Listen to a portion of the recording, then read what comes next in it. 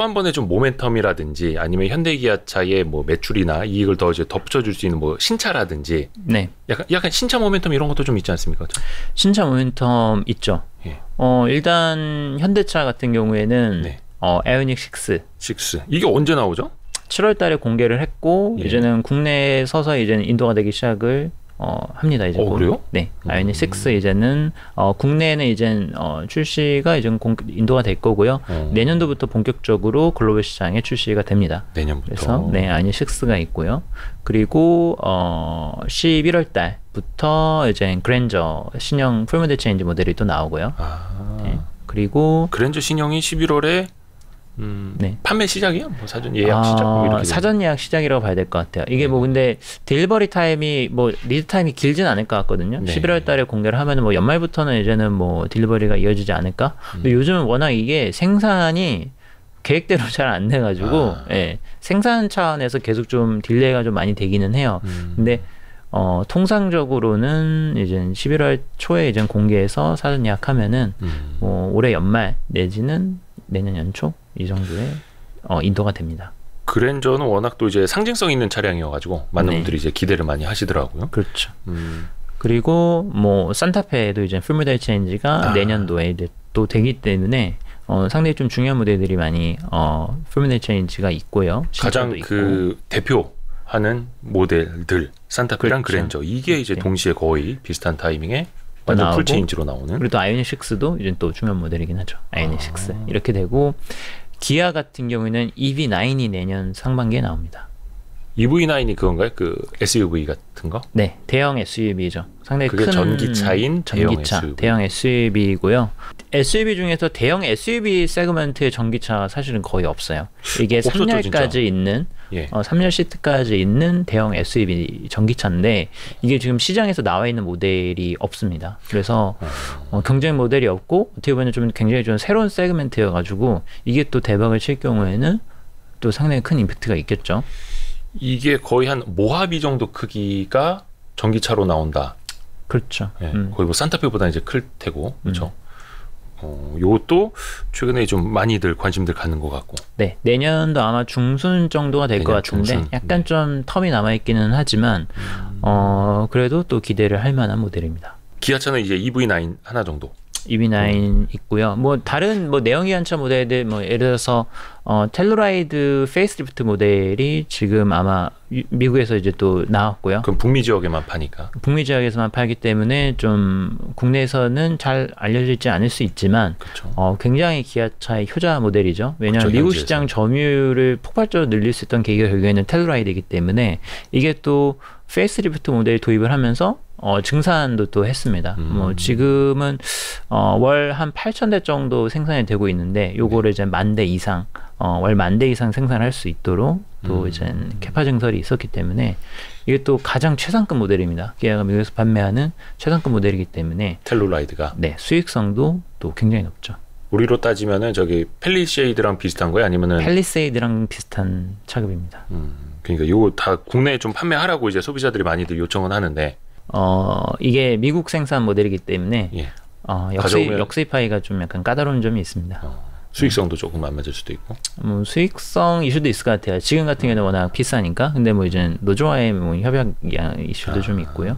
그리고 이게 미국 현지화 모델로 또 만들어진 거 가지고 굉장히 또 미국 스타일로 또 만들어졌습니다. 그래서 또 그런 장점이 있죠. 딱 특정 시장에 공략하기 위해서 거기에 맞춘 이제 또 스타일로 또 만들다 보니까. 그거는 어때요? 그 기아차는 특히 그 PV라고 하나요? 그 목적 PBV, 네, PBV, 목적형 차량. 네. 그러니까 어떻게 보면 어떤 사업자가 주문형으로 우리 이런 거 만들어줘 하면은 우리가 그런 차량을 만들어서 주겠다. 네. 요거 이제 계획을 밝힌 지는 꽤 됐었는데 네. PBV가 요게 좀 나오기는 하나요? 언제쯤 볼 수 있을까요? PBV가 사실은 어떻게 보면은 가장 대표적인 게 택시죠. PBV가. 소나타. 네, 그러니까 왜냐면 이게 목적 적합형이라는 게 그게 뭐냐면은 네. 그 니즈가 뭐냐에 따라서 거기에 커스터마이즈를 해가지고 차량을 생산해서 대규모로 공급을 해준다는 거기 때문에 네. 뭐 넓은 의미로 보면 택시도 거기에 포함이 되는 거고요.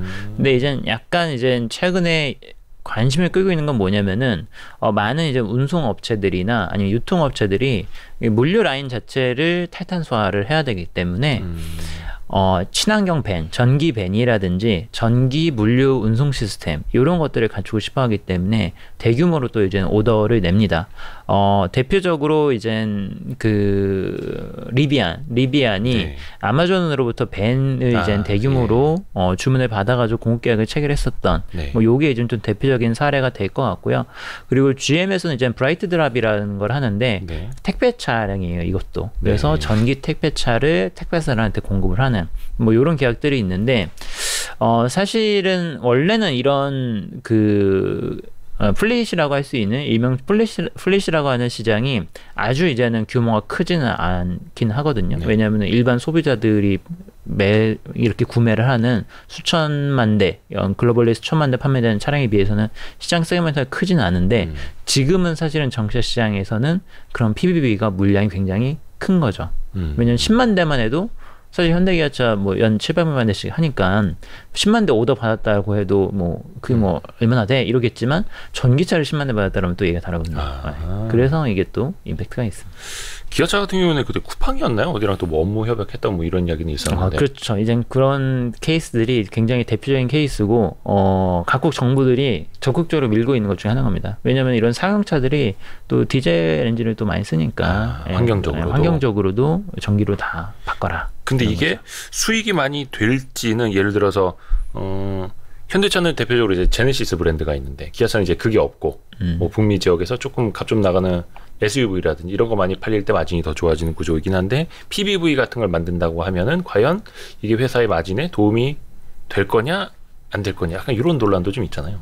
이게 마진이 아주 높지는 않을 거예요. 네. 왜냐하면은 이런 대량으로 구매를 하는 법인 고객들 같은 경우에는 일반 소비자들보다 대부분 내구력이 있잖아요. 네. 교섭력이 네. 있기 때문에 단가를 아주 세게 받지는 않습니다. 우리가 대량 구매해줄게 싸게 그쵸. 팔아. 네, 뭐 이게 뭐 당연히 뭐 시장의 논리니까. 네. 근데 문제는 뭐냐면은 이런 것들을 시장에 선점을 해버리면은 네. 자사의 전기차 물량이 시장에 먼저 많이 깔릴 수 있다는 게 장점이 있는 거죠. 지금 한꺼번에 10만 대의 전기차를 확 공급하려고 하면은 사실 개인들이 그렇게 많이 사주지는 않잖아요.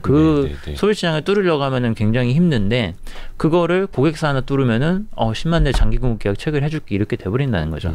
그러면은 시장에 먼저 좀 이제 선점을 할 수 있다라는 측면에서 굉장히 또 장점이 있고 그리고 규모의 경제가 지금은 중요하거든요. 네. 예를 들어서 10만 대에서 20만 대 가서 볼륨이 2배로 늘게 되면은 코스트가 확 줄어들기 때문에 또 그런 측면에서도 전략적으로 추진을 하고 있는 비즈니스입니다. 아까 전에 전기차가 마진이 잘 안 나온다고 했잖아요. 네. 근데 이제 장기적으로 다 전기차로 가잖아요. 그럼 완성차 업체들 현대기아차 주가가 전기차 마진율에 대해서 좀 말씀을 드리면은 네.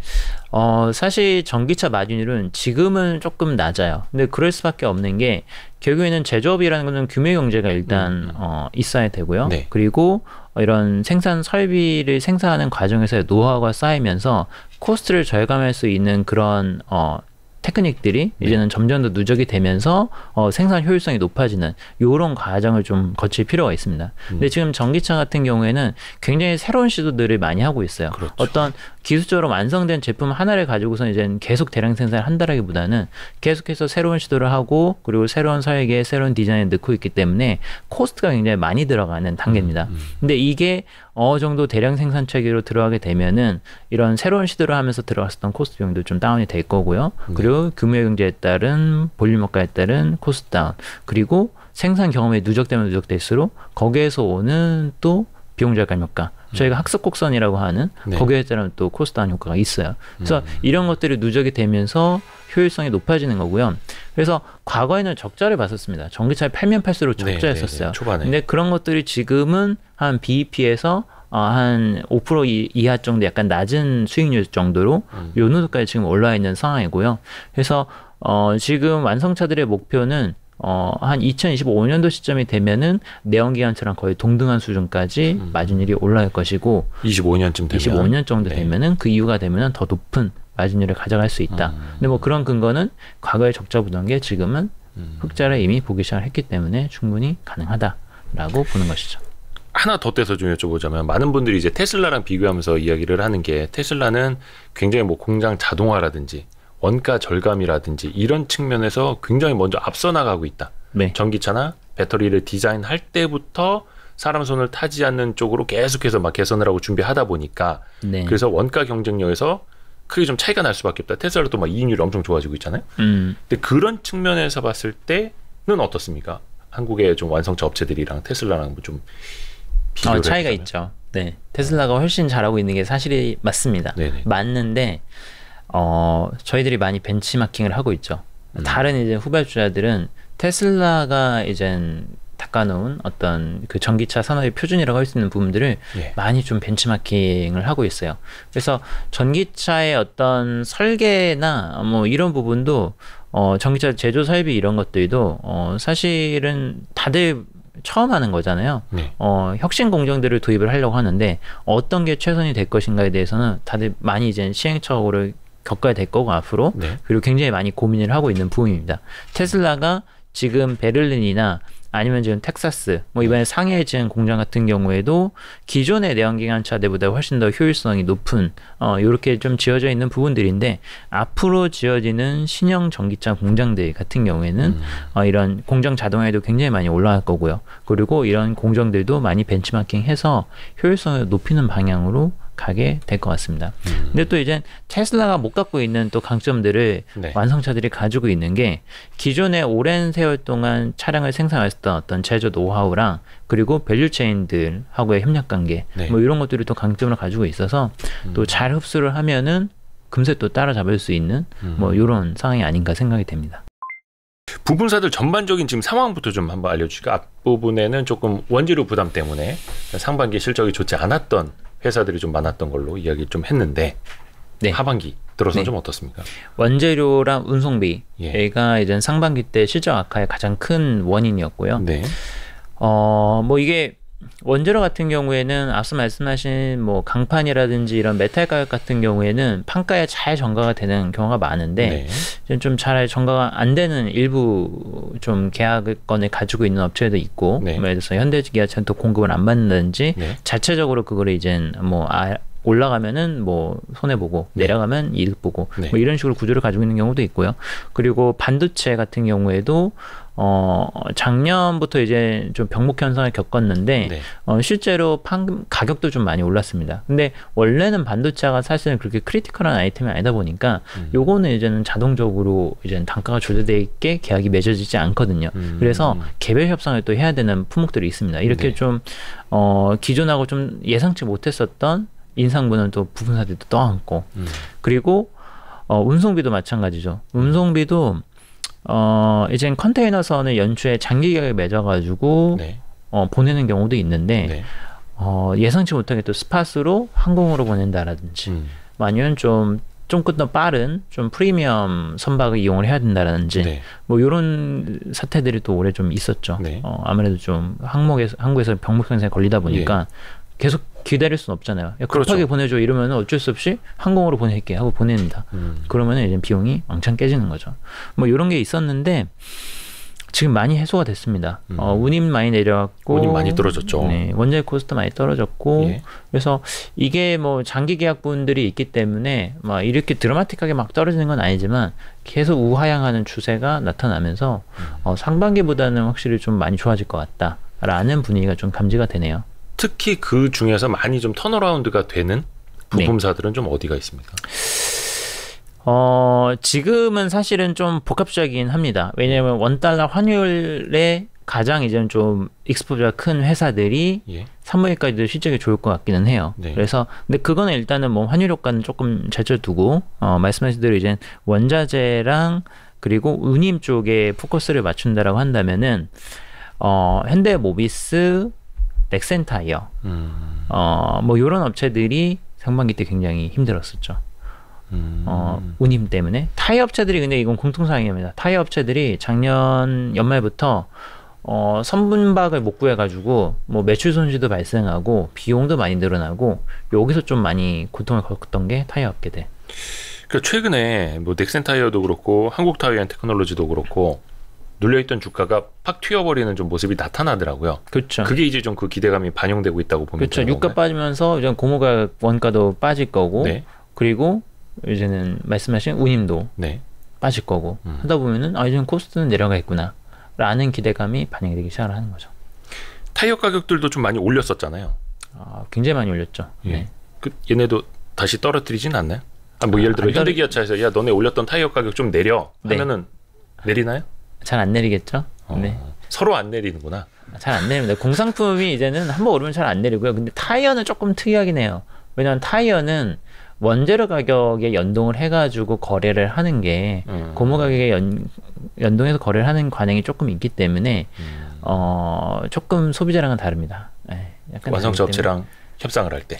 완성차뿐만 아니라 이제는 아리 타이어라고 하죠. 저희가 이제 교체형 타이어를 공급하는 과정에 있어서도 연동이 됩니다.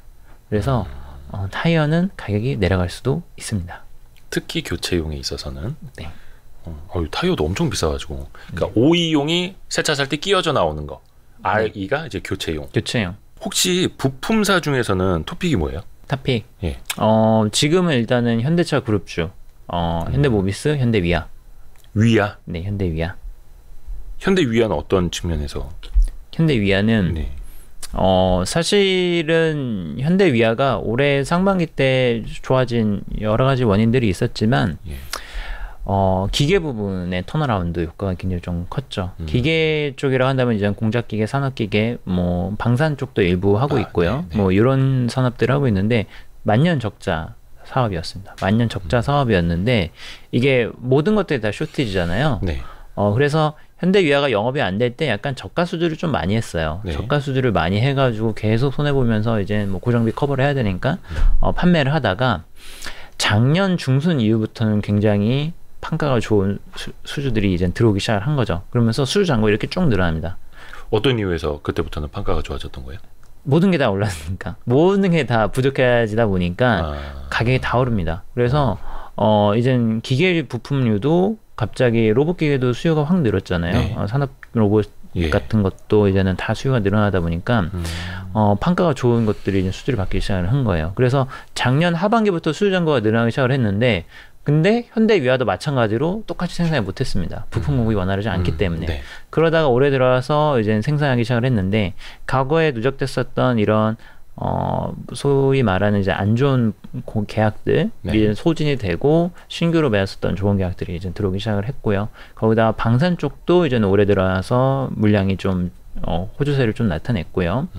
그리고 현대기아차가 이제는 공장 캐펙스라고 하죠. 이런 투자를 할 때 들어가는 자동화 로봇 이런 류들을 다 현대위아가 독점적으로 공급을 해줍니다. 자동화 설비를 턴키 방식으로 이제 공급을 해요. 네. 그러면 이제 현대기아차가 전기차 투자를 해야 되는데 이 전기차 투자가 캐펙스가 어마어마하게 듭니다. 뭐 예를 들어서 폭스바겐의 예를 들자면은 과거에 내연기관차 투자만 할 때에 비해서 지금 캐펙스가 1.5배 이상 늘었어요. 그러니까 투자비 자본 지출이 그만큼 늘어나는 1.5배. 거죠. 네, 그만큼 설비 투자를 많이 해야 된다라는 거죠. 그러면 이제는 현대위아처럼 그런 설비 투자를 백업하는 회사들 같은 경우는 당연히 거기 수혜를 보는 거고요. 그리고 테슬라랑 이제는 GM 포드랑 비교를 해보자고 한다면은 캐펙스 비용이 포드보다 테슬라도 높습니다. 그래요? 왜냐하면은 앞서 말씀하신 것처럼 완전 자동화 설비 그리고 기존하고 다른 혁신 공정 도입해야 되잖아요. 그래서 당연히 초반 투자는 많구나. 어마어마하게 공장 자체에다 쓰는 거죠. 옛날에는 사람에다 돈을 썼다라고 한다면은 그럼 캐펙스에다 돈을 쓰는 거예요. 그러면 이젠 그거를 백업하는 게 또 위하다 보니까 기계분이 좀 구조적으로 좋아지는 국면에 간다라는 게 일단 한 가지가 있고요. 그리고 또 이젠 현대위아가 현대기아차를 또 근접 지원을 하다 보니까 현대기아차의 차급이 점점 더 고급화되고 옵션 사양이 올라오고 SUV가 많이 팔리고 이런 과정에서 자연스럽게 믹스가 좋아집니다. 수익성이 올라왔고요. 자동차 부품 부분도 현대기아차에 따라서 거기다 추가적으로 내년도부터는 이젠 차량용 열 관리 시스템 전기차 관련돼서 열 관리 시스템을 또 공급을 할 계획이기 때문에 기존에는 좀 엔진 위주로 해서 좀 미래 성장성이 없는 약간 이런 회사라는 인식이 강했는데 또 신규 아이템들을 하면서 포트폴리오가 좋아지는 이런 효과까지 있어서 상당히 좀 긍정적으로 또 보고 있습니다. 과거처럼 진짜 그 현대기아차 그 완성차를 위해서 희생만 하는 계열사 이런 프레임은 이제는 거의 없는. 그렇죠. 네. 뭐 지금도 뭐 사실 현대기아차 버는 거에 비하면은 굉장히 미미한데. 그죠, 미미하죠. 네, 미미한데 근데 또 이게 계열사다 보니까 네. 현대기아차가 돈을 벌면은 또 자연스럽게 이제 낙수 효과가 있죠. 낙수 효과가 또 있기 때문에 그것도 좀 기대를 하고 있습니다. 뭐 옛날처럼 뭐 단가이나 압박을 한다든지 네. 뭐 이런 거는 별로 없을 거고요. 당연히 이제는 또 굉장히 우호적으로 코스트 협상도 될 가능성이 높겠죠. 원래 그래서 형님 집이 잘 돼야 돼. 그렇죠. 일단 얘네가 돈을 잘 벌어야지. 형님 집이 잘 돼야지. 안 그러면은 야 나도 먹고 살기 바쁜데 니네가 뭐 어디 얼마를 남겨 먹으려 그래? 막 이렇게 또 되니까. 네. 조 단위로 지금 영업이익이 나오고 있는데 뭐 현대위아 지금 해봤자 분기가 500, 600 나오거든요. 네. 거기서 뭐 그거 가지고 얼마나 까가지고 이익을 올리겠습니까? 그렇죠. 뭐 그런 것도 있죠. 곳간에서 인심 난다고. 그렇죠. 롯데렌탈하고 K카 대표적으로 네, 있는데. 네. 잠깐만. 최근에 상장한 게 뭐였죠? 그 소카. 아 소카구나. 네. 아 그거는 중고차는 아니구나. 참. 중고차는 아니죠. 카쉐어링 쪽이니까. 근데 롯데렌탈도 그린카인가 그거 하나 갖고 있잖아요. 자회사로. 그렇죠. 네. 여기는 좀 상황이 어때요? 중고차들이? 예전에 한창 신차 막 구매하기 힘들고 이럴 때 중고차 가격이 엄청 오르고 막 네. 한창 막 좋다고 그랬었는데. 그렇죠. 그랬었는데 예. 사실 지금 상황은 거래가 좀 많이 줄었어요. 중고차 거래가. 거래가 좀 많이 줄었고 가격은 더 이상 막 아주 크게 빠지는 건 아닌데 네. 소폭씩 약간 조금 내려간 정도. 그래서 작년하고 올해 연초까지만 해도 야 중고차 가격 완전 계속 오르는 거 아니야? 네. 약간 요런 느낌이었다라고 한다면은 이제는 중고차 가격 상승세도 조금 둔화가 됐고 요거는 거래 이제 한 건수는 6월까지의 지표네요. 중고차 거래 건수. 네. 근데 거래 건수가 6월 달에도 저랬는데 7월 달에 일시적으로 잠깐 좋았다가 네. 8월 달에 다시 또 마이너스인데 지금 전반적으로 봤을 때는 거래가 활발하지가 않습니다. 그러니까 너무 가격이 높아가지고 소유원들이 조금 부담을 느끼시는 게 맞긴 한 것 같아요. 거의 중고차 가격이랑 신차 가격이랑 별 차이가 없으니 그쵸. 그러니까 처음에는 신차 나오려면 너무 오래 걸려. 그러니까 중고차라도 사야지 했었는데 중고차 가격이 너무 올라버리니까 에이 네. 저럴 바에 그냥 기다려버리지. 네. 근데 이렇게. 기다리는 사이에 또 신차 가격이 이렇게 올라버리죠. 그래서 아, 빠져나갈 구멍이 없네. 네. 소비자들은. 그렇죠. 근데 그래서 지금 뭐 중고차 가격이 사실은 그걸 좀 미리 선반영을 했어요. 신차 가격이 내년에 오를 걸 아니까 이제 계속 오르네 하면서 이 중고차를 파시는 분들도 싸게 이제 차량을 안 내놓는 거예요. 근데 그러다 보니까 약간 삿바싸움처럼 돼가지고 거래가 줄어들어 버렸습니다. 매물도 없고 뭐 네. 거래도 줄고.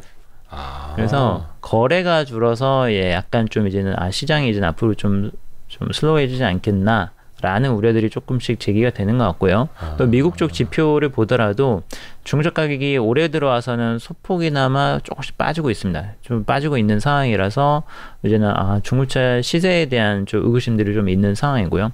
근데 이게 업체들마다 이제 좀 방어할 수 있는 룸들이 있긴 있어요. 왜냐하면 예를 들어서 롯데렌탈 같은 경우에는 지금 판매되는 중고차들, 그러니까 렌터카를 운용을 하다가 그게 이제 리타이어 됐을 때, 장기 렌터 같은 경우에는 차량이 회수됐을 때 이제는 그거를 이제 경매장에 판매를 하는 비즈니스를 하는 건데, 네.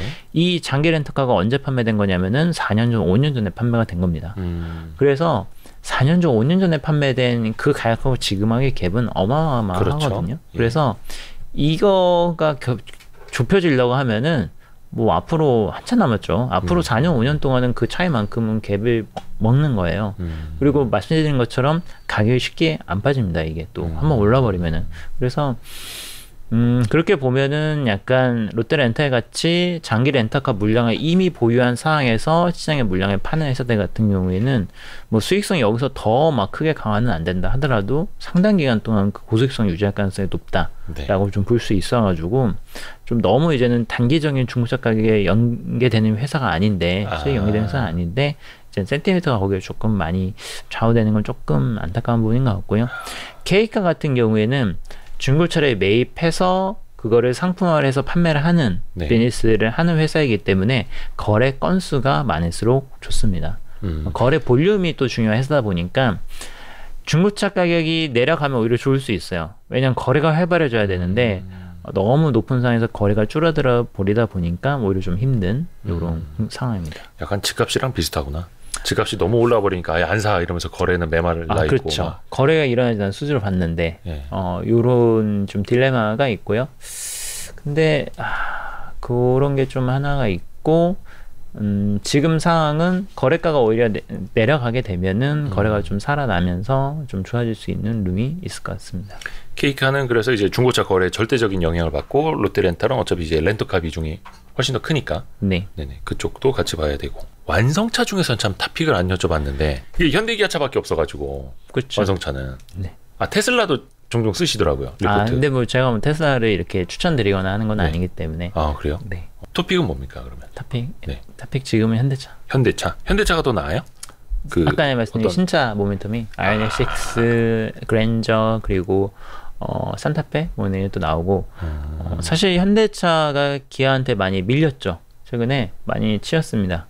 뭐 기아차가 이제 뭐 카니발, 소렌토, 뭐 스포티지 거기다가 이제는 K8까지 네. K7에서 K8으로 업그레이드가 됐죠. 네. 그러면서 기아가 원래 세단에서는 별로 존재감이 없었는데 그렇죠. 또 K8 나오면서 세단 시장에서 또 이렇게 점유율이 확 가져가면서 엄청 팔리더라고요. 현대차가 좀 확 밀렸습니다. 네. 밀려가지고 굉장히 좀 이제 아우한테 좀 밀리는 모습이 지난 한 1년 동안 모습이었는데 네. 또 새로운 또 신차 사이클이 나오면서 또 이제 또 절체부심해가지고 좋은 차들을 낼 거라고 생각을 하기 때문에 상대적으로 좀 주가도 좀 덜 올랐고 그리고 뭐 이제 신차 사이클도 좋고 해서 지금은 또 현대차 쪽에 조금 더 관심을 갖고 있습니다. 현대차가 조금 더 신차 모멘텀이 있는 걸로. 네, 기아는 뭐 내년 중순에 EV9이라고 하는 또 굉장히 또 임팩트 있는 차가 나오기 때문에 엄청 큰 거. 그쵸. 그때 대해서 또 EV9에 대해서 또 포커스가 되면은 기아도 이제 주가도 또 좋을 걸로.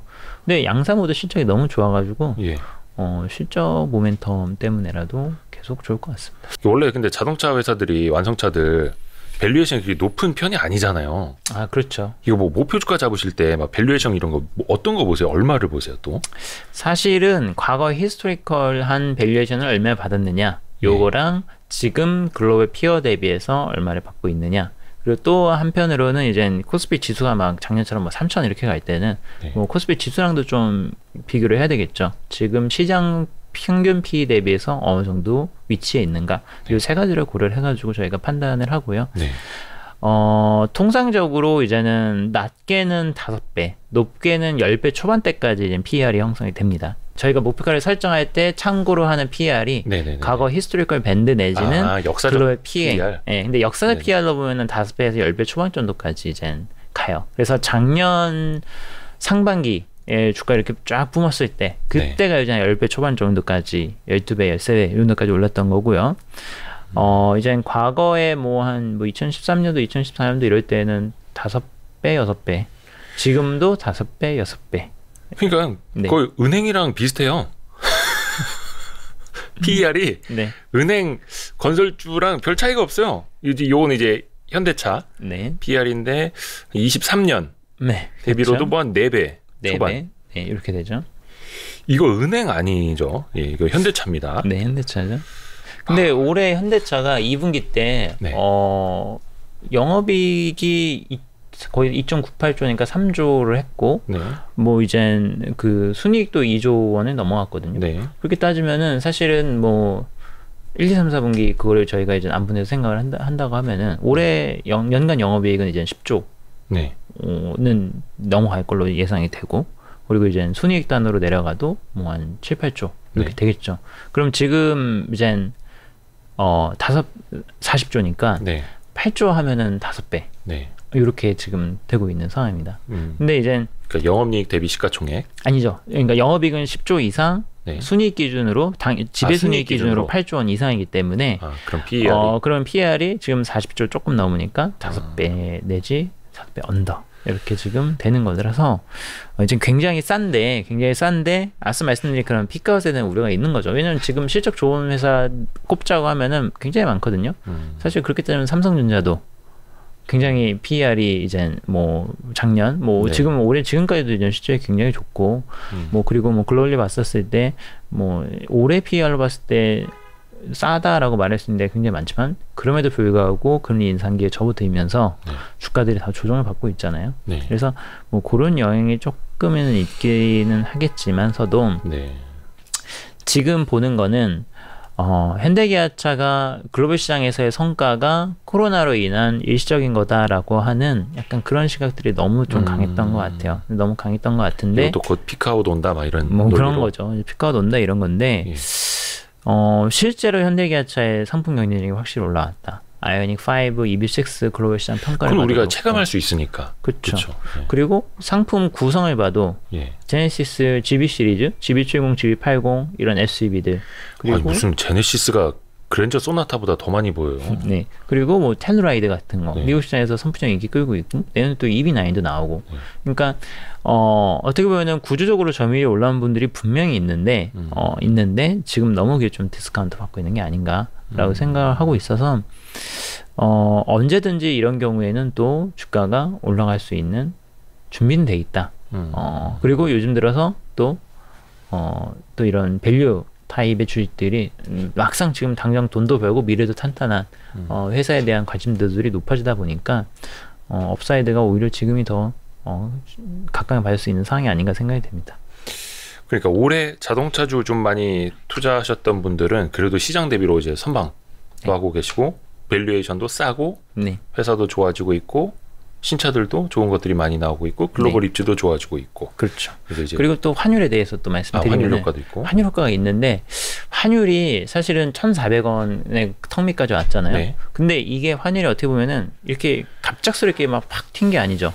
쭉 이렇게 점진적으로 올랐죠. 예. 근데 이게 환율이 이게 어떻게 이 환율이 계속 유지가 되겠냐라고 생각할 수 있지만 환율 피크아웃. 그렇죠. 환율도 이제 빠지는 거 아니야? 이렇게 볼 수 네네. 있는 거잖아요. 너무 네. 높으니까 지금. 근데 또 이게 생각을 해보면은 급격하게 환율이 오르면은 일시적인 외부 충격을 해서 급격하게 환율이 오른 거는 빨리 회복이 되는데 이렇게 꾸준하게 환율이 오른 거는 사실은 생각보다 오래 장기화될 가능성이 있습니다. 그래서 꾸준하게 오른 건 또 잘 안 빠집니다. 그래서 빠지더라도 쭉 오랜 시간. 오랜 시간. 그래서 과거에 뭐 이런 금융위기 때 피크 팍 올라갔다가 막 팍 빠지고 네네네네. 이런 수준의 지금 환율이 또 아닐 가능성이 있기 때문에 이 환율 경쟁력을 바탕으로 한 수출 호조 그리고 미국이나 이런 선진시장의 점유율 확대 이런 시나리오가 또 나타날 수 있기 때문에 환율 때문에 좋은 거 아니야라고 또 폄하할 필요는 없다고 생각을 해요. 장기화될 수 있다. 그러니까 이게 일시적인 것, 구조적인 것 다 같이 일단은 네. 좀 봐야 하는. 좋습니다. 오늘 유진투자증권의 이재일 연구원 이제 오랜만에 모셔가지고 또 우리가 오랜만에 또 자동차 입체적으로 좀 이야기를 들어봤습니다. 네. 오늘 긴 시간 너무 고맙습니다. 네, 감사합니다. 감사합니다. 네.